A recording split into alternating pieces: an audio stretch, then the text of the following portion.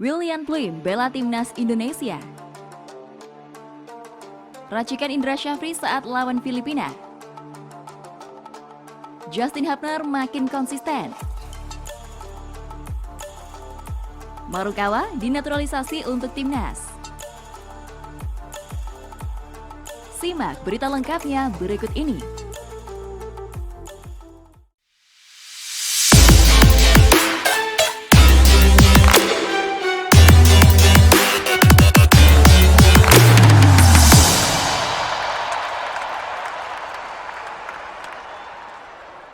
Indra Syafri mulai cari racikan yang pas bagi timnas.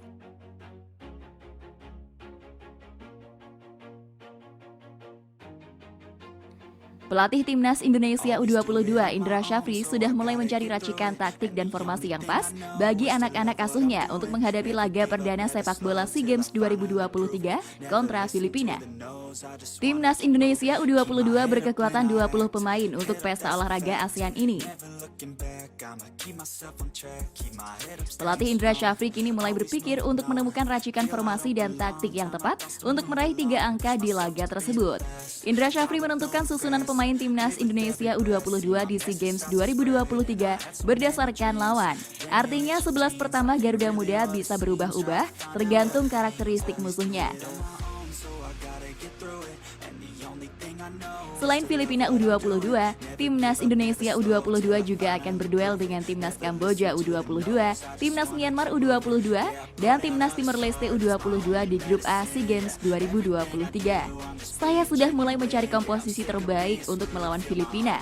Siapa saja pemain yang kira-kira paling cocok untuk dimainkan dalam partai pertama SEA Games 2023 itu? Jelas Indra Syafri. Indra Syafri membidik start ngacir timnas Indonesia U22 di SEA Games 2023. Arsitek berusia 60 tahun itu ingin perjalanan Garuda Muda berjalan mulus jika sukses dalam partai pembuka.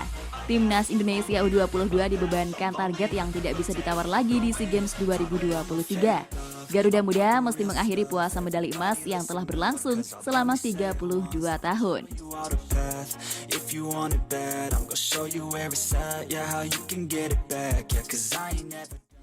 Timnas Indonesia U22 dipuji masyarakat Kamboja jelang SEA Games 2023. Nasib berbeda malah dialami timnas Thailand U22 yang kena kritikan. Penyebab Thailand justru kena kritik ini adalah perbedaan sikap mereka kala setibanya di Kamboja. Dikabarkan media Vietnam Sohadet.vn, masyarakat Kamboja tidak puas dengan sikap timnas Thailand U22 yang tidak mengenakan barang yang diberikan dalam upacara penyambutan di bandara oleh pihak penyelenggara SEA Games 2023. Namun, pemain timnas Indonesia U22 dan timnas Vietnam U22 langsung mengenakan barang itu. Barang yang dimaksud adalah shawl dengan beragam warna. Setibanya di Kamboja, para pemain dan official tim memang mendapatkan sambutan dan juga diberikan shawl tersebut. Terlihat dalam foto di laman Sohadet.vn, skuad timnas Vietnam U22 berfoto bersama di bandara Kamboja sambil mengenakan shawl tersebut di lehernya.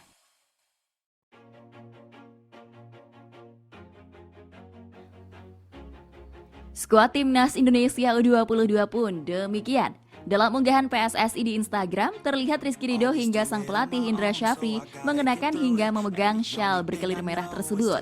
Hal inilah yang jadi sorotan masyarakat Kamboja.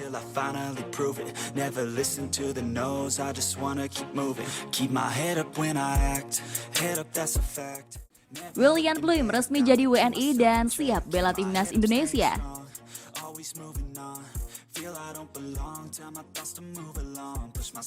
Shin Tae-yong ajukan ke PSSI nama Willian Pluim untuk dinaturalisasi. Sebelumnya sudah ada 4 pemain keturunan yang sudah dinaturalisasi oleh PSSI untuk membela timnas Indonesia. Pada waktu lalu PSSI menaturalisasi 4 pemain untuk memperkuat timnas Indonesia di turnamen. Mereka adalah Jordi Amat, Sandy Walsh, Elkan Baget, dan Shiny Petinama. Tetapi tampaknya pelatih asal Korea Selatan itu masih belum puas dengan 4 nama tersebut. Shin Tae-yong dalam waktu dekat memutuskan untuk mengajukan nama baru ke PSSI untuk pemain timnas senior.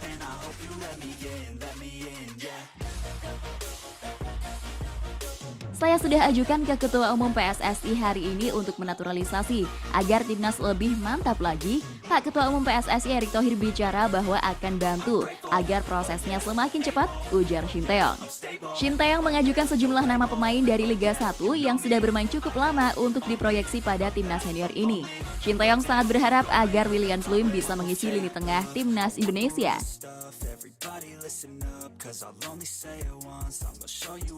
Willian Pluim diharapkan bisa tampil pada Piala Asia 2023 karena skill fisik dan pengalaman Willian mumpuni. Pemain kelahiran Belanda itu sudah bermain di Indonesia 7 tahun lalu, memperkuat PSM Makassar. Willian Pluim bermain di Indonesia hanya dengan satu klub hingga sukses membawa PSM Makassar menyabet gelar juara Liga Indonesia.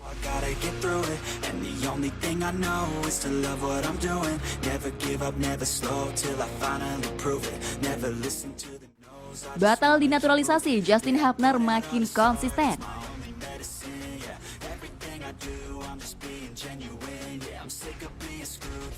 Karir Justin Hapner di Wolves U21 semakin konsisten meski dirinya batal dinaturalisasi oleh timnas Indonesia.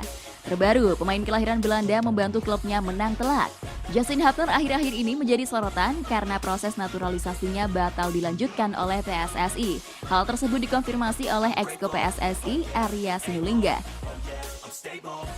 Jadi, kita tidak melanjutkan untuk naturalisasi terhadap Hapner karena ada permintaan Hapner yang tidak bisa kita penuhi, kata Arya Sinulinga seperti dikutip dari Antara. Namun Arya Sinulinga tak menjelaskan secara detail permintaan yang dimaksud tersebut. Sempat muncul rumor pemain blasteran Belanda yang kini membawa Wolverhampton Wanderers U21 itu meminta sejumlah uang. Arya Sinulinga juga tidak mengetahui mengapa permintaan Justin tersebut baru dilontarkan menjelang fase akhir proses naturalisasi. Meski naturalisasinya batal, Justin Hapner tetap fokus ke karirnya. Ia pun semakin konsisten bermain dengan klubnya, Wolves U21.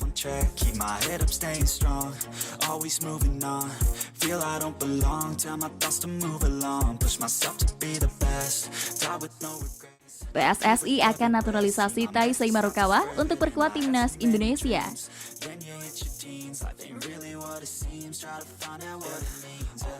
Beredar sebuah kabar yang mengatakan jika pemain sepak bola Taisei Marukawa asal Jepang menjadi target PSSI untuk dinaturalisasi. Taisei Marukawa nantinya akan diberikan tugas untuk memperkuat timnas Indonesia senior.